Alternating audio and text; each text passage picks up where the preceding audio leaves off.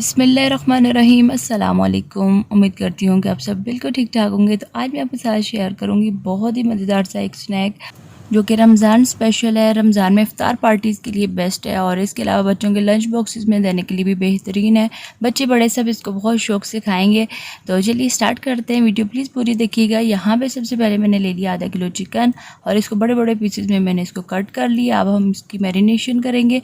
तो 2 खाने के चम्मच यहाँ पे मैंने ऐड कर दिए लेमन जूस। लेमन जूस अगर ना हो तो इसकी 2 से 3 खाने के चम्मच आप दही ऐड कर दीजिएगा और इसके साथ नमक आधा चाय का चम्मच या हस्बे ज़रूरत, आधा ही चाय का चम्मच सुरख मिर्च और आधा ही चाय का चम्मच भुना कुटा ज़ीरा और साथ ही साथ 1 चाय का चम्मच मैंने सूखा धनिया डाल दिया और आधा चाय का चम्मच चाट मसाला। बहुत अच्छे से फ्लेवर आएगा और 1/4 चाय का चम्मच काली मिर्च और चिकन को बाहर से बहुत अच्छा क्रिस्पी बनाने के लिए 2 खाने के चम्मच यहाँ पे मैंने कॉर्नफ्लोर ऐड कर दिए और कॉर्नफ्लोर ना हो तो इसकी जगह आप मैदा ऐड कर सकते हैं। और साथ ही साथ चिकन का बहुत अच्छा सा कलर लाने के लिए यहाँ पे मेरे पास ऑरेंज फूड कलर है, ये मैंने इसमें तकरीबन 1 चुटकी के करीब डाल दिए।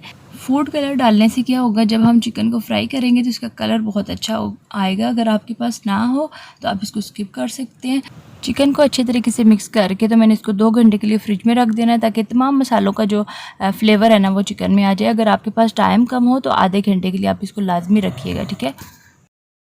उसके बाद जो सेकंड स्टेप है उसमें मैंने 2 मीडियम साइज़ के आलू लेके तो उसको बिल्कुल बारीक बारीक स्लाइसेस में लंबाई में मैंने कट कर लेना है। और यहाँ पे आलू की जो स्लाइस है आप काटेंगे ना तो आपने इस चीज़ का ख्याल रखना है कि इसमें थोड़ी सी लचक होनी चाहिए, थोड़ा सा पतला हमने काटना है, मोटा नहीं होना चाहिए इसका स्लाइस। अगर मोटा हुआ तो फिर ये जब हम बटरफ्लाई चिकन बनाएंगे तो ये जो है आलू जो है वो दरमियान में से टूट जाएगा। तो इस तरीके से जैसे मैं आपको दिखा रही हूँ इस तरीके से इसमें लचक होनी चाहिए।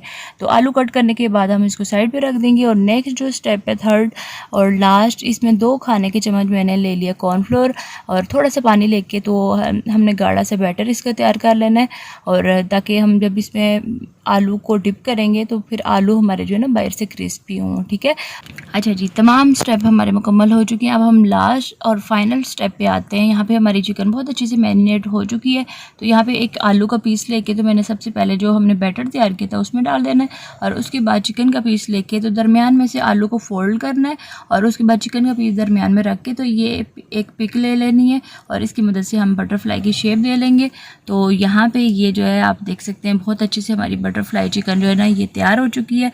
इसी तरीके से मैंने एक और भी आपको दिखाई है और इसी तरीके से हम बाकी सारी भी तैयार कर लेंगे। तो यहाँ पे हमारी तमाम बटरफ्लाई चिकन जो है ये रेडी हो चुकी है। अब हम इनको फ्राई करेंगे। तो ऑयल जो है ये मैंने पहले से चूल्हे पे चढ़ा दिया है गर्म होने।